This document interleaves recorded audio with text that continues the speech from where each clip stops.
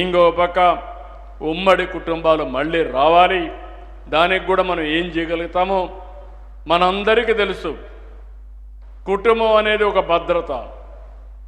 మనం ఎంత కష్టపడి ఇక్కడ పనిచేసినా సాయంత్రం ఇంటికెళ్ళి భార్య భర్త ఇంట్లో ఉండే పెద్దలు పిల్లలతో కూర్చొని ఒక కాఫీ తాగితే మనకుండే కష్టాలన్నీ తీరిపోతాయి.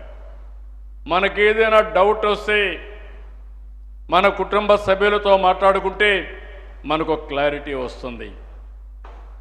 ఇంకో పక్క ఒక హెల్త్ సెక్యూరిటీ, ఎవరికైనా బాగాలేకపోతే నా కుటుంబ సభ్యులు ఉన్నారు చూసుకుంటారని ఒక భరోసా వస్తుంది.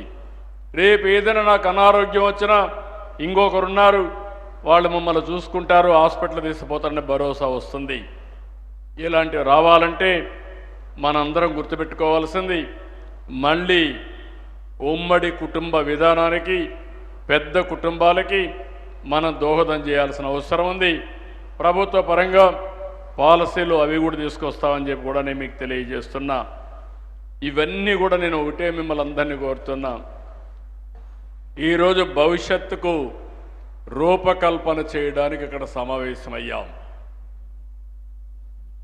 అన్నింటికంటే ముఖ్యంగా జనాభా, పాపులేషన్. నేను ఇప్పుడు ఏ పని ఆలోచించినా పాపులేషనే ఒక ఆస్తిగా ఆలోచిస్తున్నా, ఒక క్యాపిటల్గా ఆలోచిస్తున్నా. నిన్నటి వరకు అందరూ ఆలోచించేది జనాభా ఒక భారం కాదు, జనాభా అనేది ఒక క్యాపిటల్ కింద ఆలోచించి, కొంతమంది ఆలోచిస్తున్నారు భూమి ఉంటే అది పెద్ద ఆస్తి అని, డబ్బులుంటే అది పెద్ద ఆస్తి అని. అట్లా కాకుండా ఏ ఇంట్లో అయితే కుటుంబ సభ్యులు ఎక్కువ ఉంటారో వాళ్ళని ఒక ఆస్తిగా తీసుకొని, ఒక క్యాపిటల్గా తీసుకొని మనం దానిపైన పెట్టుబడి పెట్టగలిగితే భవిష్యత్తు మందే అని చెప్పి నేను మీకు తెలియజేస్తున్నా. ఈరోజు సవ్యంగా అన్నీ జరిగితే ప్రపంచం మొత్తం జనాభా తగ్గే ఈ సమయంలో మనం కానీ జనాభా కరెక్ట్గా నియంత్రణ చేయగలిగితే, యొక్క నియంత్రణ కాదు, జనాభా నిర్వహణ చేయగలిగితే 175 కోట్లు భారతదేశ జనాభా ఉందనుకుంటే ఇప్పుడు 4 కోట్లే ప్రపంచం అంతా ఉన్నారు. రేపు 6 రెట్లు అంటే 24 కోట్లు, 25 కోట్లు వేరే దేశాలకు వెళ్ళిపోతే ఆ దేశాల అవసరాలు వీళ్ళు తీర్చగలిగితే ఏ విధంగా ఉంటారో ఒక్కసారి మీరు చూడండి. కాబట్టి వేరే దేశాలు అనుకోకుండా, లేకుంటే ముందు జాగ్రత్తలు లేకుండా ఆ దేశాల్లో ఏజింగ్ ప్రాబ్లం వచ్చింది. అలాంటి ప్రాబ్లం రాకూడదంటే మనందరిలో ఒక చైతన్యం రావాలి, దీనిపైన చర్చ జరగాలి. చర్చ జరగడమే కాకుండా మనందరం దీనికి తగిన విధంగా కార్యక్రమాలు కూడా రూపకల్పన చేసుకోగలిగితే ఒక బ్రహ్మాండమైన భవిష్యత్తు ఉంటుంది. దీనికి మీరందరూ ఆలోచించాల్సిందిగా నేను మిమ్మల్ని కోరుకుంటూ, ఈరోజు ఒక ఆర్గనైజేషన్, మంచి ఆర్గనైజేషన్ ఇక్కడ చూస్తే కుప్పంలో నా నియోజకవర్గంలో పనిచేస్తున్నారు.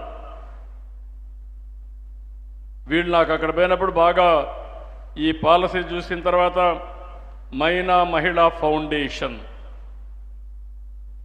సుహని జలోతా గారు పైన కూర్చున్నారు.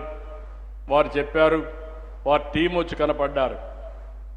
ఫస్ట్ టైం నేను చూసింది జనాభా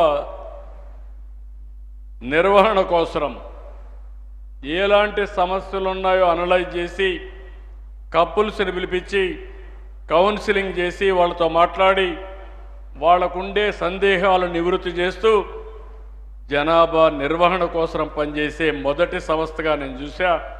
వారిని మనస్ఫూర్తిగా అభినందిస్తున్నా. మొన్నటి వరకు ఫ్యామిలీ ప్లానింగ్ కోసం పనిచేశారు, ఇప్పుడు పాపులేషన్ మేనేజ్మెంట్ కోసం పనిచేయాల్సిన అవసరం ఉంది. This is the right time.